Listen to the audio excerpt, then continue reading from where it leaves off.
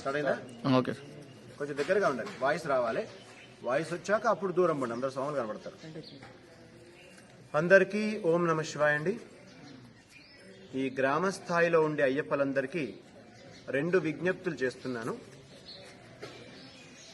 ఒకటి ఏంటంటే, అయ్యప్ప పడి పూజ మనం చేస్తాం.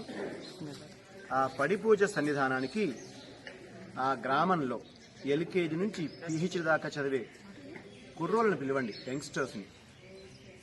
అలా వచ్చిన కుర్రోళ్ళకి అయ్యప్ప బొట్టు పెట్టేసేసి విభూతి, విజయ కంకణం రాని ఒక కంకణం కట్టేసేయాలి. తర్వాత ఆ కుర్రోడికి ఒక పెన్ను ఇచ్చేసేయాలి. సోల్జర్కి గన్ను, స్టూడెంట్కి పెన్ను ఇంపార్టెంట్ అని.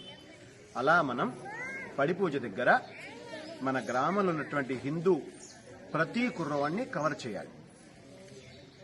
ఈ పెన్ను తీసుకున్న కుర్రోడు ఎంతకాలం ఆ పెన్ను చేతులు ఉంటే అంతకాలం ఎవరిచ్చారని అడిగితే అయ్యప్ప ఇచ్చాడని చెప్తాడు. ఇది మొదటి మాట, హిందూ కుర్రోళ్ళందరినీ మనం ఏకత్రితం చేయడం. రెండవ మాట, మనం అందరం అయ్యప్ప దీక్ష నల్లబట్టలు వేసుకున్నాం. ఎవరైనా భోజనానికి పిలిస్తే వెళ్ళి భోంచేసి వాళ్ళని ఆశీర్వదిస్తాం. అంతవరకు అది మంచిదే. దాంతోపాటు ఏం చేయాలా, మనకి మనమే 4 రోజుల ముందు ప్రతి హిందూ కుటుంబానికి ఒక కరపత్రం ఇచ్చేసేయాలి. ఫలానా రోజు ఉదయం మేము ప్రతి హిందూ కుటుంబం దగ్గర తిరుగుతాం, మేము మీ ఇంట్లోకి వస్తాం, దక్షిణ ఇవ్వద్దు, దండం పెట్టొద్దు, ఫలం ఇవ్వాల్సిన పని లేదు, మేము ఒక 10 శరణు ఘోషలు చెప్పేసి వెనక్కి వచ్చేస్తాం. మేము నల్లబట్టలు ఉన్నాం కాబట్టి మేము మీ ఇంట్లో అడుగు పెట్టినప్పుడు మీ ఇంట్లో ఏ మూలకి ఏ శనిపీడ ఉన్నా మా నల్లబట్టలకు ఆకర్షణమై మాతో పాటు బయటకు వచ్చేస్తాడు, మీరు సుఖంగా ఉంటారు.